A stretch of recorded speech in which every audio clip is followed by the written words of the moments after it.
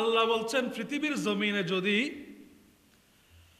আমার মাহবুব নবীর প্রতি কেউ যদি দরুদ নাও পড়ে আমার নবীর কোনো কিছু আসে যায়। কারণ কেন? ইন্নাল্লাহ ওয়া মালাইকাতাহু ইউসাল্লুনা আলান নবী। আল্লাহ বলছেন ওগো দুনিয়ার জমিনের বান্দা, সৃষ্টিকুলের সৃষ্টি আমার, যখন কিয়ামত কায়েম হয়ে যাবে, ইযা যুলজিলাতিল আরদু জিলজালাহা, যেই দিন কি হয়ে যাবে, কিয়ামত সংগঠিত হয়ে যাবে, সেই দিন মাওলাকে ডাকার জন্য কোন সৃষ্টি আর বেঁচে থাকবে? থাকবে? ইযা যুলজিলাতিল আরদু ওয়া আখরাজাতিল আরদু আসকালাহা, সেই দিন মালিক ছাড়া দুনিয়ার জমিনের সব কিছু দুলিতসাৎ হয়ে যাবে, ধ্বংস হয়ে যাবে। মালিককে ডাকার আর কেউ থাকবে? আল্লাহর ইবাদত করার আর কেউ থাকবে? তো মালিক বলছে ওই দিনও আমার হাবিবের দরুদ পড়ার জন্য আমি খুদ মালিক নিজে থেকে যাব। বলেন সুবহানাল্লাহ। কতটুকু ভালোবাসলে মালিক হাবিবকে, কতটুকু ভালোবাসলে এই কথা বলে। কারণ আমরা নামাজ পড়ছি কার জন্য? রোজা রাখছি কার জন্য? আল্লাহর জন্য। হজ পালন করছি কার জন্য? আল্লাহর জন্য। কুরবানি দিব কার জন্য? সবকিছু আল্লাহর জন্য। কিন্তু প্রত্যেকটা কিছুর একটা নির্দিষ্ট সময় আছে, যে জুমলায়ে ফেলিয়া, যেটা ক্রিয়া কি হয়ে যায়, যে কোনো সময় শেষ হয়ে যায়। কিন্তু হাবিবের দরুদ জুমলায়ে ইসমিয়া, যেটার শুরুও নাই শেষও। যখন সৃষ্টি জগতের কোনো কিছুই ছিল না, তখন আমার মালিক ছিল হাবিবের দরুদ পড়ার জন্য। বলেন সুবহানাল্লাহ। এবং মালিক বলছে সেই দিনও আমার হাবিবের দরুদ পড়ার জন্য আমি থেকে যাব, যেই দিন আমার সৃষ্টি জগতে আর কেউ থাকবে। কতটুকু ভালোবাসলে মালিক এই কথা বলতে পারে। কুতুবুল কুলুব 186 নম্বর পৃষ্ঠা, 55 নম্বর খণ্ড, শুআবুল ঈমান 3 নম্বর খণ্ড, 60 নম্বর পৃষ্ঠা, হাদিস নম্বর 2870। 2000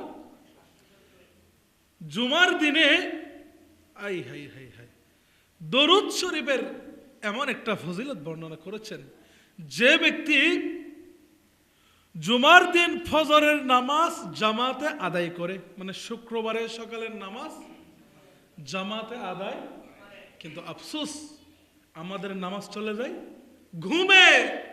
অথচ মালিক বলছে যারা জামাতে আদায় করে তারপর মসজিদে বসে আমি আল্লাহর জিকির করে, কার জিকির করে? এমনকি সূর্য যখন উদিত হয়, সূর্য যখন পূর্ব দিকে উদিত হয়, সে যদি অমত অবস্থায় আমার হাবিবের উপর দরুদ পড়তে থাকে, সুবহানাল্লাহ বলবেন না? কার উপর দরুদ পড়তে থাকে? মুস্তাফার উপর দরুদ পড়তে থাকে, বলে আমি আল্লাহ ওই বান্দার জন্য জান্নাতুল ফেরদাউসে এমন 70টি হেস্তর, 70টা রুম, 70টা কামরা তার জন্য বরাদ্দ করে দিব। একটা কামরা থেকে আরেকটা রুমে যেতে ঘোড়ায় করে 70 বছর লাগবে, শুধু এক রুম থেকে আরেক রুমে যাইতে। ওই রকম 70টা জান্নাতি স্তর কামরা শুধু আমার হাবিবের উপর দরুদ পড়ার জন্য আমি আমার ওই বান্দার জন্য বরাদ্দ করে দিব। বলেন সুবহানাল্লাহ। আই হাই হাই হাই, আর কতটুকু, আর কতটুকু আমার হাবিবকে ভালোবাসলে আল্লাহ এই নিয়ামত আমার আপনার জন্য রেখে দেয়। আজকে শুক্রবার চলে যায়, সকালে আমাদের নামাজের কোনো খবর থাকে? মুয়াজ্জিন ডাকে, আমি বালিশের সাথে বায়াত হয়ে গিয়েছি, আমি আমার মসজিদে আসার সময় হয় না। আমাদের তো লজ্জা হওয়া উচিত। আমার আগে পশু পাখি ঘুম থেকে উঠে যায় মালিককে ডাকার জন্য। কথা ছিল পশু পাখির আগে আমি উঠার। আমার আগে পশু ফাঁকিরা উঠে ডাকে খারে, কিন্তু আল্লাহকে ডাকার জন্য পাঠিয়েছে আমাকে আপনাকে। কত সুন্দর সুন্দর অফার আমার হাবিবকে ভালোবেসে আমার আল্লাহ দিয়েছেন। শুধু তাই নয়, আমার নবী বলছেন উম্মত যখন এইভাবে আমি মাহবুব নবীর প্রতি দরুদ পড়তে পড়তে দুনিয়া থেকে বিদায় নিবে, কাল কিয়ামতের ময়দানে যখন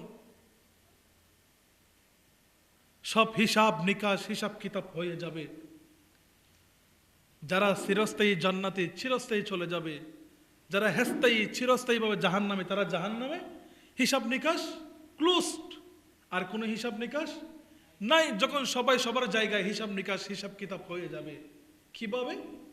আমার মনে করেন ছেলে আছে 4টা, কয়টা? 4টা। মনে করেন বা 5টা আছে, তাহলে আমার কাছে এক কানি 20 ঘন্টা কি আছে জায়গা, তাহলে আমি 5টার মধ্যে কি করে দিলাম 4 ঘন্টা করে ভাগ। যখন আমি সবাই 5টা ছেলেকে বসাইয়া আমি যখন 4 ঘন্টা করে 5 জনকে 20 এক কানি 20 ঘন্টা ভাগ করে দিয়েছি, আর কোনো ঝামেলা আছে? আমার যে ছেলে তার ভাগের জায়গা বুঝে নিয়ে কোনো ঝামেলা ছাড়া সে তার ঘরে, আর কোনো ঝামেলা আর কোনো মারামারি, আমার হিসাব নিকাশ আমি কি করেছি বুঝে পেয়েছি। ঠিক কাল কিয়ামতের ময়দানে যখন ফামাইয়া আমাল মিসকাল যাররাতিন খায়রান ইয়ারা, ভালো আমল এবং শাররান ইয়ারা, খারাপ আমল সবকিছুর হিসাব যখন হয়ে যাবে, যখন যারা জাহান্নামে জাহান্নামে চলে যাবে, যারা জান্নাতে জান্নাতে চলে যাবে, কিয়ামতে আর কোনো মানুষ অবশিষ্ট থাকবে। যখন আমার নবী এবার ফুলসিরাত পার হয়ে জান্নাতের দিকে যেতে থাকবে, তখন হঠাৎ করে জাহান্নাম থেকে একটা আওয়াজ আসবে, ইয়া হান্নানু ইয়া মান্নানু ইয়া হান্নান, এইভাবে ডাকতে থাকবে। আমার নবী ঠাস করে ফুলসিরাতের উপর দাঁড়াই যাবে, দাঁড়াইয়া পিছনে ফিরে বলবে, মালিক আমার কেন জানি মনে হয় আমার উম্মত এখনো জাহান্নামে রয়ে গিয়েছে, আমি তো আল্লাহ জান্নাতে যাব না। আমার নবী আবার ওয়াফেস ফিরে চলে আসবে, তো আল্লাহ বলবে, হাবিব আপনি তো নিজে দেখে দেখে আপনার উম্মতদেরকে দৌড়ে দৌড়ে জান্নাতে প্রবেশ করিয়েছেন, থাকার তো আর কোনো কথা নয়, হিসাব নিকাশ হয়ে গিয়েছে, এখন আপনি যাওয়ার পালা। এখন আমার নবী বলবে, ঠিক আছে তাহলে আমি যাচ্ছি। আবারও যখন ফুলসিরাতের উপর উঠবে, ওঠার পরে যখন অর্ধেক যাবে, আবারও জাহান্নামের নিচ থেকে আবার আওয়াজ আসবে, ইয়া হান্নানু ইয়া মান্নানু ইয়া হান্নানু, এইভাবে যখন আবার আওয়াজ আসবে, আমার নবী বলবে, মালিক একটাবার জিব্রাইলের পাঠান না, হতেও তো পারে আমার কোনো উম্মত এখনো থেকে গিয়েছে, আমি তো জান্নাতে যাইতে পারবো না। কেমন দরদি নবী, কেমন মায়ার নবী। জিব্রাইল যাবে, গিয়ে এক ফলকে পুরো জাহান্নাম সাইর করে চলে আসবে। ইয়া রাসূলুল্লাহ, কাউকে পাই নাই, কেউ নাই। হয়তো আপনার শুনতে ভুল হচ্ছে, কারণ আপনি তো কিয়ামতের মাঠে আসা আইয়াবা আসাকা রব্বুকা মাকামাম মাহমুদা, আপনাকে এত সুন্দর কুরসি দেওয়ার পর আপনি সেই কুরসিতে বসেন, পুরো কিয়ামতের মাঠে আপনি শুধু উম্মতি উম্মতি উম্মতি বলেছেন। সেই জন্য হয়তো আপনার কাছে এখন মনে হচ্ছে উম্মত থেকে গিয়েছে। তখন আমার নবী, তাহলে হতেও পারে আমার নবী যখন আবার ফুলসিরাতের উপর উঠবে, ওটার উপরে আবার আওয়াজ আসবে, ইয়া হান্নানু ইয়া মান্নানু ইয়া হান্নানু। এখন আমার নবী বলবে, মালিক জিব্রাইল নয়, আমি রাসূলুল্লাহ নিজে গিয়ে দেখতে চাই আমার কোন উম্মত জাহান্নামে রয়েছে। বলেন সুবহানাল্লাহ। এখন আমার নবী জাহান্নামের সামনে গিয়ে যখন দেখতে থাকবে, তখন দেখবে আমার নবীর উম্মত এক বেসাহারা উম্মত একদম গভীর জাহান্নামের তলদেশের মধ্যে আমার নবীর দিকে তাকাইয়া বলছে, ইয়া হান্নানু ইয়া মান্নানু ইয়া রাসূলুল্লাহ, দুনিয়ার জমিনে কোনো আমল ছিল না আমার, দুনিয়ার জমিনে কোনো আমল ছিল না, কিন্তু ইয়া রাসূলুল্লাহ যখন আপনি নবীর নাম শুনতাম দরুদ শরীফ পড়তাম, যখন আপনি নবীর নাম স্মরণে আসতো দরুদে পাক পড়তাম। ইয়া রাসূলুল্লাহ দুনিয়ার জমিনের মধ্যে আপনার একটা নাম আমি নবী আমি উম্মতের কাছে বেশি পছন্দ ছিল, সেটা হচ্ছে আপনি নবীর শত শত হাজারের উপর গুণবাচক নাম রয়েছে, তার মধ্যে 2টা নাম হচ্ছে ইয়া হান্নানু ইয়া মান্নানু ইয়া রাসূলুল্লাহ। দুনিয়ার জমিনে নামাজ কম ছিল, দুনিয়ার জমিনে যাকাত কম ছিল, দুনিয়ার জমিনে ভালো আমল কম ছিল, কিন্তু ইয়া রাসূলুল্লাহ সব সময় একটা আমল করতাম, সেটা হচ্ছে আপনি মাহবুব নবীর তাজকিরা, আপনি মাহবুব নবীর দরুদ শরীফ, আপনি মাহবুব নবীর ইয়াদগারে হওয়া মাত্র দরুদ পাক পড়তাম। ইয়া রাসূলুল্লাহ আজকে আমি বেসাহারা। তখন আমার নবী বলবে, উম্মত টেনশন কিসের, আমি তো সেই নবী, আমি তো সেই নবী যেই নবীকে আমার আল্লাহ বলেছেন ওমা আরসালনাকা ইল্লা রাহমাতাল লিল আলামিন। আলামিন মানে শুধু দুনিয়ার জন্য নবী নয়, শুধু মদিনার জন্য নবী নয়, শুধু মক্কার জন্য নবী নয়, শুধু ইয়ামেনের জন্য নবী নয়। উম্মত তোমার ঘর যদি বান্দরবানের গহীন পাহাড়ের গুহার ভিতরে হয়, ওই গুহা থেকে যদি আমি মাহবুব নবীকে একটাবার আসসালাতু আসসালামু আলাইকা ইয়া রাসূলুল্লাহ বলে জীবনে একবার মহব্বতে ডেকে থাকো, খুদা কি কসম কাল কিয়ামতের ময়দানে তুমি উম্মতকে ছাড়া আমি নবী কখনো জান্নাতে যাব না। বলেন সুবহানাল্লাহ। তখন আমার নবী ওই উম্মতকে হাত টেনে বলবে, উম্মত আয় আমার বুকে আয়, আমি ছাড়া তোরে জান্নাতে প্রবেশ করাবে কে, আমি ছাড়া তোরে জান্নাত দিবে কে, ওগো উম্মত উঠায় উঠায় উঠায়। এইভাবে বলে আমার নবী একজন একজন একজন তুলতে থাকবে। আল্লাহ জিজ্ঞেস করবে, হাবিব রে আপনি কি জাহান্নামে একজনকে থাকতে দিবেন না? তখন আমার নবী বলছে, মালিক কিভাবে থাকতে দি, উম্মত আমার নাদান ছিল, কিছু বুঝতো না, কিন্তু যেখানে আমি নবীর যদি বিয়াদবি গুস্তাকি হতো, মানসাব্বা নবিয়ান ফাকতুলহু, যদি আমি নবীর শানে দুনিয়ার জমিনে কেউ বিয়াদবি করত, সে প্রতিবাদ করত, দুনিয়ার জমিনে সে যদি আমি নবীর শানে কেউ গুস্তাকি করত, সে দাঁড়াই যাইতো, সে যদি অন্তত পক্ষে প্রতিবাদ নাও করতে পারে, মন থেকে ঘৃণা তো করেছে, ওই রকম উম্মতকে ছাড়া আমি আল্লাহ আমি নবী কিভাবে জান্নাতে যায়? আল্লাহ আমি নবী বলছি যতক্ষণ পর্যন্ত এই রকম একজন উম্মত জাহান্নামে থাকবে, আমি মাহবুব নবী জান্নাতে প্রবেশ করব না। বলেন সেই নবী দেখতে চাই কে চায় না? আজকে নবী দেখার চোখ হারিয়ে ফেলেছি আমরা। না হলে নবী উম্মতের ঘরে আসবে না এমন কোন কথা হয়? উম্মতের ঘরে না আসে কেমনে থাকে নবী? কিন্তু সেই চোখ আমরা দেখার চোখ হারিয়ে ফেলে। কারণ কি? আজকে আমাদের জীবনের মধ্যে স্বার্থ ঢুকে গিয়েছে, আমাদের জীবনে স্বার্থ ঢুকে গিয়েছে। আমি যা নামাজ পড়তে আসতেছি, সত্যি কথা আমার একটা কি আছে স্বার্থ, আমি ফিরে আসতেছি 1 টাকা দেন 20 টাকা দেন, একটা স্বার্থ আছে না নাই? দুনিয়ার জমিনে সকল কিছুর একটা কি রয়েছে, স্বার্থ রয়েছে। স্বার্থ ছাড়া কেউ কিছু করে না। আমি সাকিব রেজা মসজিদ আসতেছি, মাস শেষে কি দিবেন? বেতন দিবেন, হাদিয়া দিবেন। আমি মাহফিল করছি, 1 ঘন্টা 2 ঘন্টা মাহফিলে যাচ্ছি, হিসাবে কি দেওয়া হচ্ছে? হাদিয়া। তার মানে স্বার্থ ছাড়া দুনিয়া হয়। কিন্তু যারা আমার নবীর উম্মত মুহাম্মদের জন্য কাজ করে গিয়েছেন, তারা কখনো স্বার্থ চায়? যেমন ইমাম বুখারী, যিনি বুখারী শরীফ, যিনি 6 লক্ষ হাদিস কি করেছেন? মুখস্থ করেছেন। একটু জোরে বলেন না সুবহানাল্লাহ। কয় লক্ষ হাদিস? 6 লক্ষ হাদিস। যিনি বুখারী শরীফের লেখক ইমাম বুখারী, তিনি বলছেন, ইয়া রাসূলুল্লাহ দুনিয়ার জমিনে সকল মানুষের স্বার্থ রয়েছে, সকল মানুষের মকসদ রয়েছে। আমি ইমাম বুখারী এক নামে সবাই চিনে, আমি বুখারীর কোনো স্বার্থ নাই, সেই জন্য 6 লক্ষ হাদিস লিখেছেন। লিখার শুরুতে ইমাম বুখারীর নাম লিখে নাই, ওনার বাবার নাম লিখে নাই, ওনার দাদার নাম লিখে নাই। প্রত্যেকটা হাদিস শুরু করেছেন ক্বালা ক্বালা রাসূলুল্লাহ সাল্লাল্লাহু আলাইহি ওয়াসাল্লাম, ক্বালা ক্বালা রাসূলুল্লাহ সাল্লাল্লাহু আলাইহি ওয়াসাল্লাম। 6 লক্ষ হাদিস লিখেছেন শুধু ক্বালা ক্বালা রাসূলুল্লাহ বলে। বলে ওগো বুখারী, তুমি শুধু তোমার বাবার নাম নয়, আমি যদি একটা গজল লিখি শেষে আমি লেখকের নাম থাকে, আমি যদি একটা কবিতা লিখি আমি কবির শিল্পীর একটা নাম লেখতে কি থাকে, কবিতার সাথে মিলিত থাকে।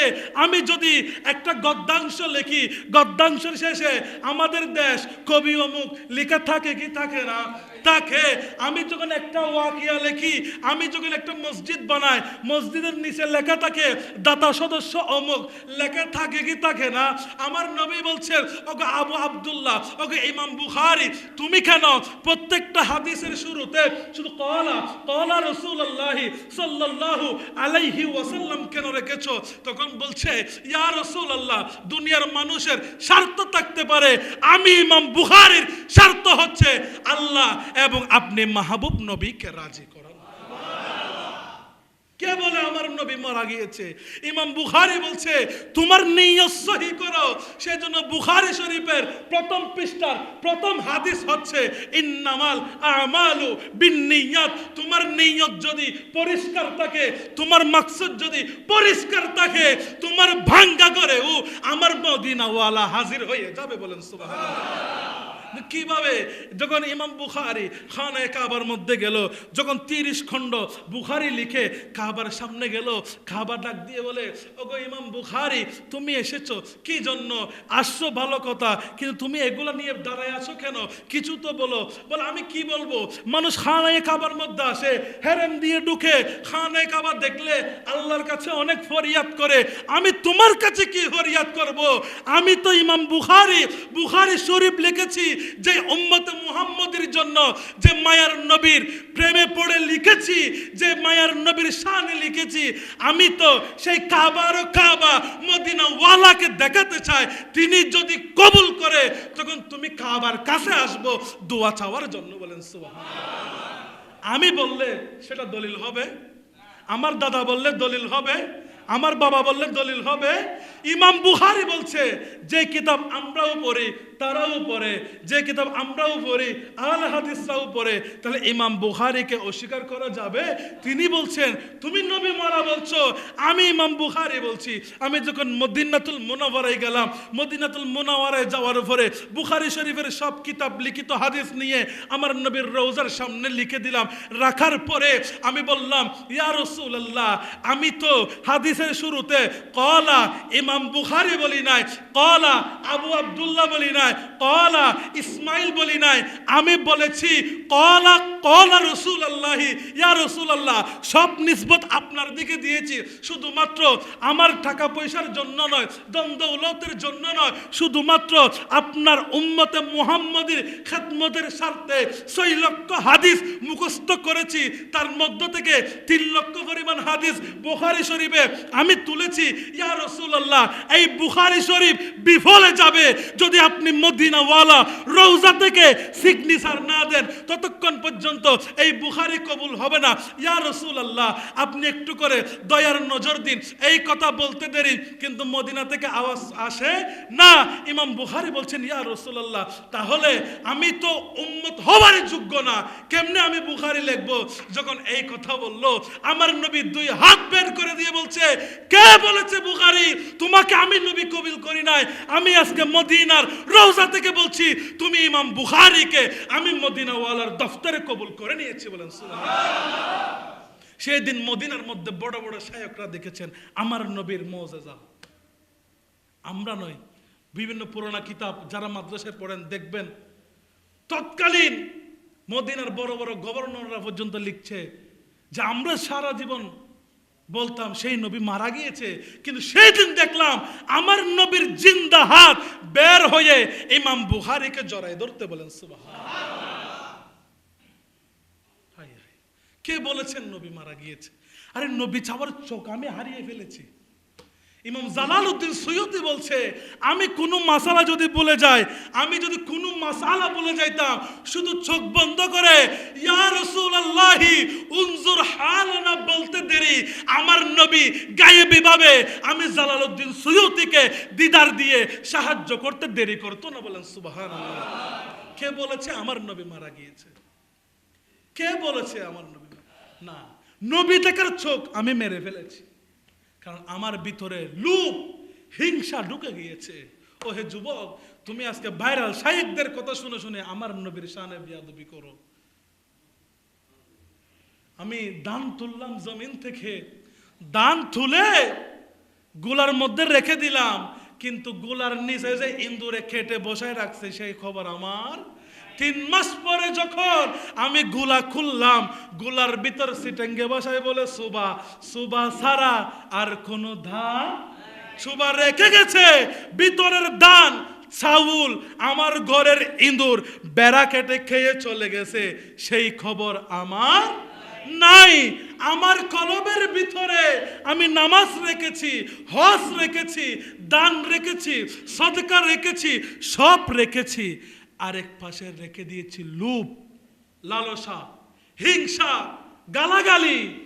তখন এই হিংসা, এই লোভ আস্তে আস্তে আমার সব টানতে টানতে সব খেয়ে অবশেষে আমার রূহ, আমার নফস, আমার কলব পর্যন্ত খেয়ে ফেলেছে, সেই খবর আমার